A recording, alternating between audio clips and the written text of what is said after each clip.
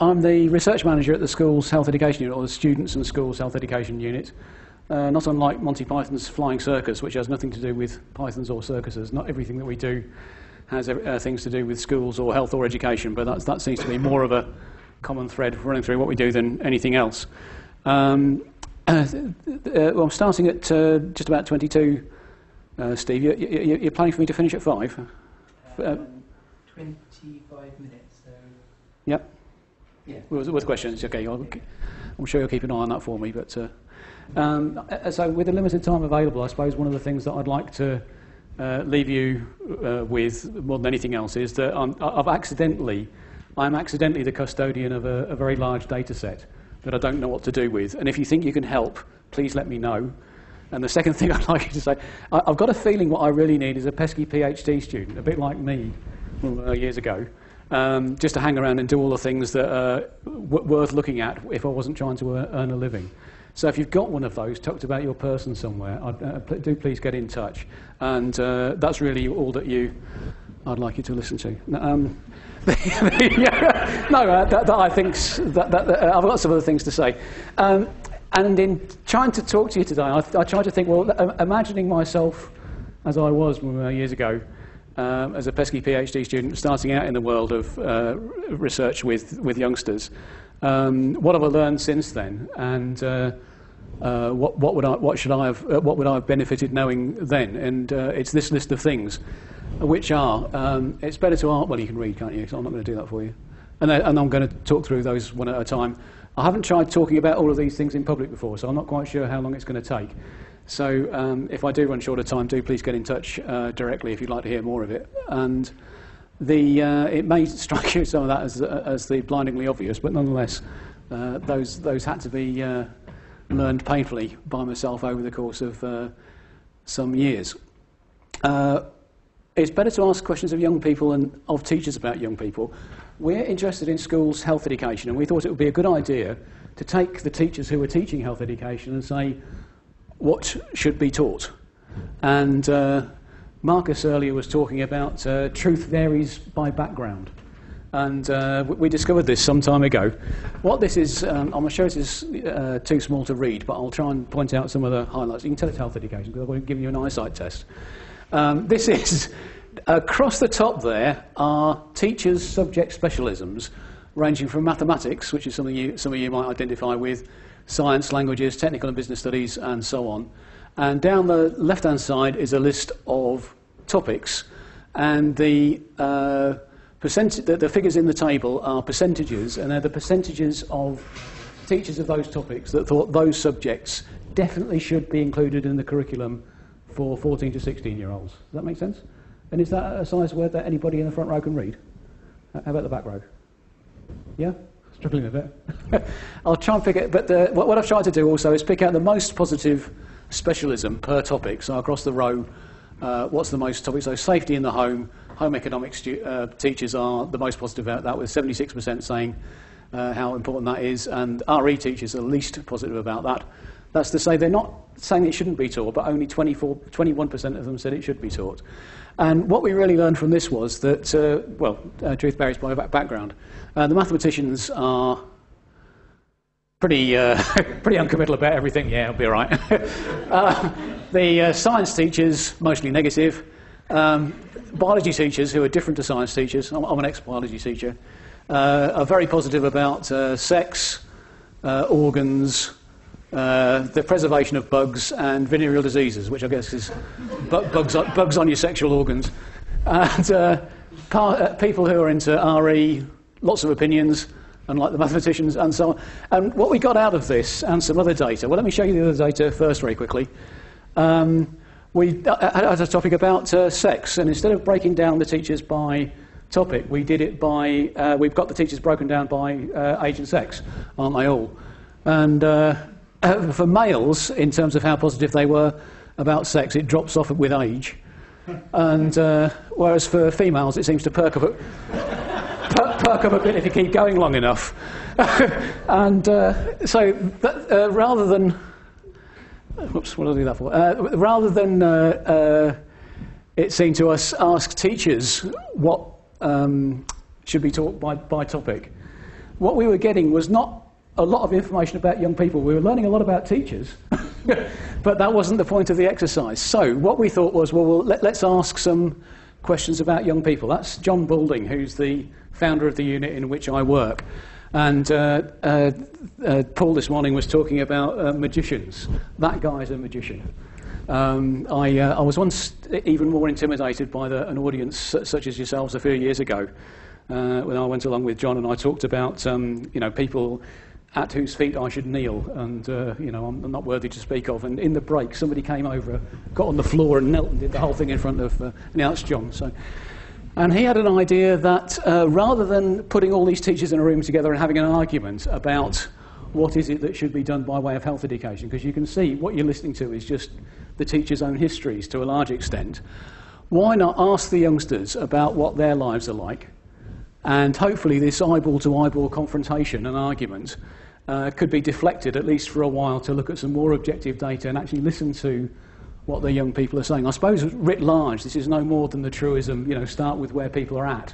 But it did take us an awful long while to learn that lesson. So that's what I do for a living, is that we go around the country asking questions of young people about what their lives are like and trying to show that to teachers before they go off and design a curriculum that may or may not suit the group that they're with. I mean, if you... I'll leave it at that. Another thing that I've learned over the years is that item order really matters.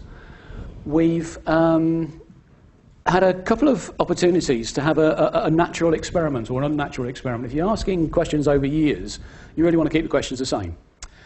However, at one point, somebody was trying to claim copyright over our whole questionnaire and make off with it, and at which point we decided to change as many of the questions as much as we dared to make it look a bit different. As a result of which, we learned that, in many respects, making rather small changes, as we thought, to questionnaire items led to really quite large differences in the percentages that we were getting out of them. That may strike you as being obvious, but it took us that to learn. Now, when I say it makes quite large differences, it wasn't in their opinions about hand cream or something like that, which is important stuff, but not something I feel strongly about. It was questions like, which adults do you live with? Mum, dad, so on. We could get those percentages to shift by about 10% by asking a question, the items in a different order. And I was absolutely amazed by that. It's very strongly, I guess, argues in favour of asking questions in different orders in different questionnaires. And if you've got computer-aided surveys, then do please randomise the ordering. I mean, everybody knows that, but nobody ever does it. I mean, I read lots of papers about, asking questions about youngsters, and I don't know, very rarely do I hear anything about random ordering of items. We still don't know it, but I mean. Another thing is that schools are different. That won't strike you perhaps also being a harder-won truth, but here's a percentage who have reported ever using drugs among 14 to 15-year-old students in 21 schools in one authority. There's your mean and some error bars, and some schools turn out to be different. And what we do for a living is take the whole questionnaire about a youngster's lifestyle, all sorts of things in there about drugs and eating and exercising and getting on with mum and dad and feeling self-confident and so on, and feeding these results back to schools and letting them know for that school what's the profile of that school like. So if their youngsters are not smoking enough or they've got too much self-esteem, they can see this in their report and perhaps do something about it. So that's the idea of what we do. And the results are enormously powerful, we find, as catalysts for action. I don't know if you remember sort of plink, plink, fizz, but it's something I often call to mind. You drop the data in and watch it go. And in a school, well, just some examples there of things that may have happened as a result of doing a survey. But really, people feed on these data very well and find all sorts of things to do about it. I've talked about it as a catalyst. The chemists amongst you may recognise that a catalyst doesn't start anything happening that doesn't want to happen anyway. And I feel that that's the way that schools treat our data, not always as telling them what to do, but as an excuse to do what they wanted to do anyway. So the use of the word catalyst there is rather careful. What else have we discovered? That was the response from a school and from an authority. All sorts of things that they do. They're sort of lashing themselves for years on end about what they can get out of the data, what are the data showing them about their youngsters, and what should they be doing about it. And in particular also, both in a school and in a authority, not just keeping the figures to themselves, but taking it back to the youngsters and saying, what do you think about it? And taking it back to the community of parents and carers and saying, well, this is what your youngsters are telling us. Are you comfortable with that? So, as a result of this, we accumulate an awful lot of data. In an authority or a primary care trust, as they used to be, and people in public health nowadays will commission us to run a survey in a lot of schools.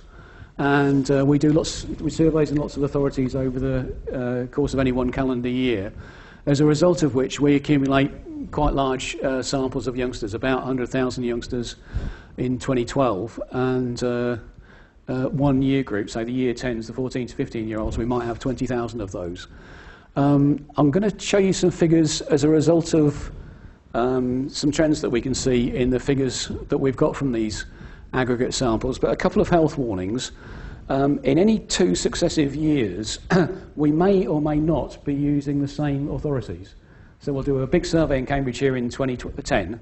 In 2011, they've got all their data from 2010. They don't want to do another survey with us. So in fact, surveys sort of go on and off all over the country at different times. Also, another reason why we've got some of this natural experimentation in questionnaire design, it used to be the case that we only had one standard version of the questionnaire and it was used everywhere. These days, every client that comes to us says, great questionnaire, Dave, but I'd like to change it a bit. And so every questionnaire we do anywhere is slightly different, and sometimes very different. So when I aggregate data from across lots of different schools, lots of different authorities, it should come with those health warnings.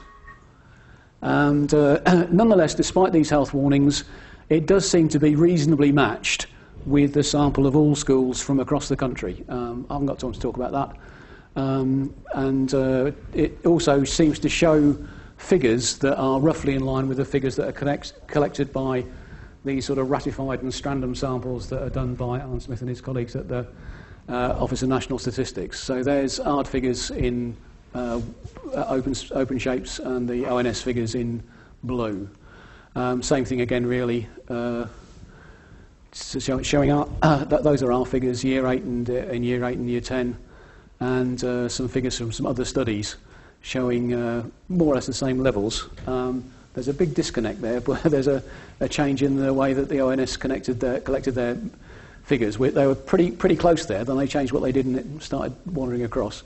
What I'd like to show by that is that we got this big drop in this phase here in youngsters reporting ever using illegal drugs. And there's another study there called SPAD, which shows the same drop in a slightly older year group. So what I'm hoping to have shown very quickly there is that our figures are roughly in line with, showing the same levels as, and showing the same patterns of rises and falls as other national and international studies. Which means, I hope, I'm excused to show you figures from across the whole range of reports that we've been doing over the years. That's reports from 1986 to 2006, and lots of figures from lots of youngsters from across the country. And we've seen some trends. Those are trends in drugs knowledge about amphetamines. The proportion of youngsters who say that amphetamines are always unsafe rather than safe if used properly. And so youngsters of different ages, boys and girls, I think are gradually coming to the view more often that it's always unsafe. The figures for cannabis, rather different. They seem to be thinking that it was more safe and then it's more dangerous. And I don't know about you, but I've been thinking the same. But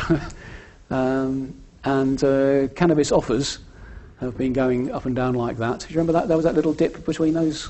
That's it with less distraction. So year 8s and year 10s, boys and girls, showing cannabis offers going up and down like that.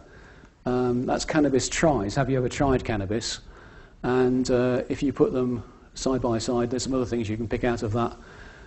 I guess, which is that youngsters can refuse offers of cannabis if they want to. If you read the daily I was about to say the Daily Mail. It'd be wrong to mention the Daily Mail, wouldn't it? But if you do read it, you get the impression that youngsters are sort of out of control and all on drugs or all at it, this, that, and the other. It seems that some youngsters, at least, can refuse unwelcome offers of cannabis if they so choose. Interesting thing. I don't know if you remember when the drug czar was appointed, Keith Halliwell. I got a letter from the Cannabis office that year and said, can he come and have a chat? Because that drop there seemed to be coincident with his appointment. So I was very excited about that. And it went up again. Less exciting, no invitation the following year. But the other thing I'll show you about that is this long, slow decline in offers and use of cannabis amongst youngsters. What on earth is that about? I mean, we've looked at these figures for a long while. What's that connected to? I honestly don't know. But I don't know if you know, there's been a general international decline in crime rates of all sorts, in all sorts of countries.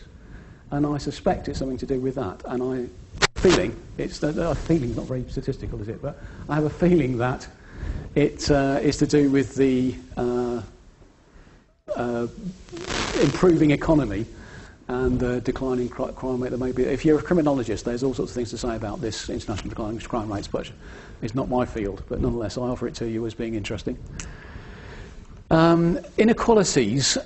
We may know that every bit of the country is, I'm about to say wards, but they're lower super output areas. Bits of the country are ranked according to their deprivation, and then divided into fifths. So we have the top fifth most deprived areas of the country, the next most deprived, and the middle bit, and so on. 5 layers of deprivation, 5 different levels of deprivation in these areas across the country. And they're shown on that chart, which is, I don't know where that is, Walsall. Oh, yes, Walsall. In the red areas are the most deprived and the blue areas are the least deprived. And that's not the most deprived in Walsall, that's the most deprived across the country. Okay? So that's the looking at deprivation. And in one local authority, where's Gemma? West Leeds. That we divided the sample up into, well, all sorts of things, but in here we've got the least deprived group, and then the next most least deprived, and the most deprived over here. And this is a percentage of Year 10 pupils who have ever smoked by sex and deprivation quintile and so on. And I think what you can see there is that if you walk up the ladder here, you'd kind of expect that group to be up there somewhere, but it's dropped down again. So the expectation that we had that the most deprived group would show the worst behaviour is not borne out by that, and that's not an uncommon finding, but we were quite interested in. Somebody looked at this and said, oh, obviously these South Asian youngsters are less likely to smoke, and they're most likely to be found in that group.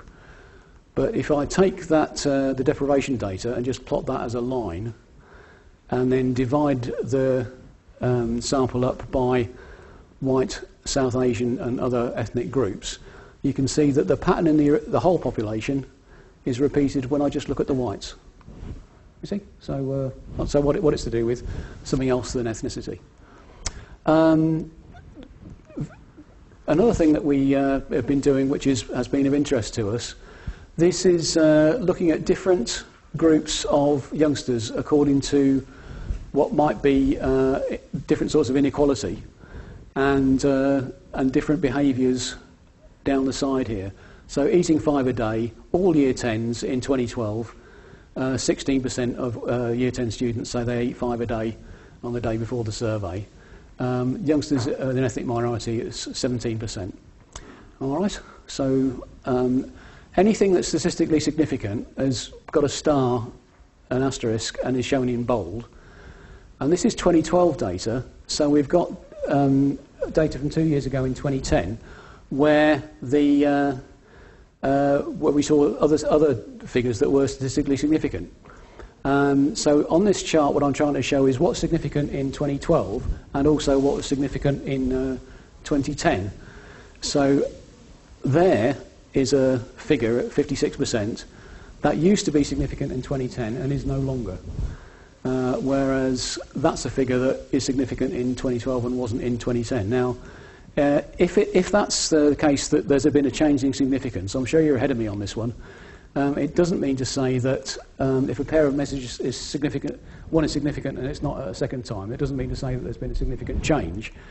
It's the most common mistake made, according to Nature Neuroscience, in the analysis of statistical studies. And I'm not quite sure how to analyse a difference in the differences when the underlying figures that I'm comparing them with are also changing. So I sat down with my bridge opponent, Wojtek Kranowski, and hacked it out from first principles. But if you've got a better approach to doing that, I'd love to hear about it. And discovered that, in fact, nearly all of the differences, the apparently differences disappeared, and only a few remain. Now, remember a few slides ago when I showed you the great long list of what the authorities were doing and the great long list of all the schools were doing? That's been going on for 2 years. They've been absolutely passionate about it, really caring, having lots of consultations with the youngsters, and yet it seems that, yet some of these differences, some of these underlying problems are stubbornly resistant to change. I can see I've gone past 5 o'clock, Steve, so I did have some other stuff to talk to you about, but that may be enough for now. Thank you very much.